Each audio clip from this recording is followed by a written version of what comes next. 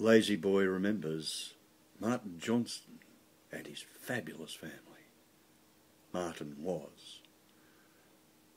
Martin was the frog giant, my rival as poet in the last year at high school, who effortlessly outshone me, tall and exotic and impossibly erudite, his Clark Kent glasses constantly askew. Best of all, he had notorious parents, voluntary exiles returned from their Greek idyll in triumph and in glorious ruin, George's cadaverous eyes and wheezing lungs betraying the emphysema slowly killing him,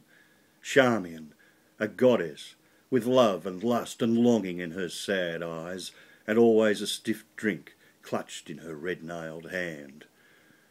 Briefly, Martin was a friend, and I roamed his dark house in Mossman with my cronies, who were more interested in his uninhibited sister than his famished literary parents. And I saw for the first time a bohemian family in action. George and Charmian in the sunroom, overlooking an apron of gums and a discreet wave of red roofs spilling down to the harbour, enamelled silver in dusklight, while their voices boomed, flagon before them, reciting Byron, and done flawlessly. But later, when the alcohol had run its course, I looked at them sitting in their matching green fishermen's jumpers, and they seemed like statues, as if they were waiting for someone to come and take them away to where life was, because there was no life in Mossman. They knew to the inch how impossibly far they were from the docks and bars of Kithera,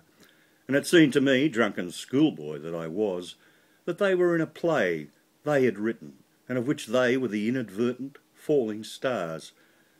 30 years later, I know what they were telling us, as we sat with them, tending the ashes of that cold Mossman dawn, that they were seeing it all, the tragedy, the sacrifice of their children, the aborted books, above all, the books, and were telling those of us, sober enough to hear, that they didn't care,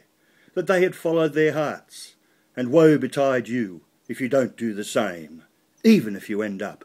like us. We have lived.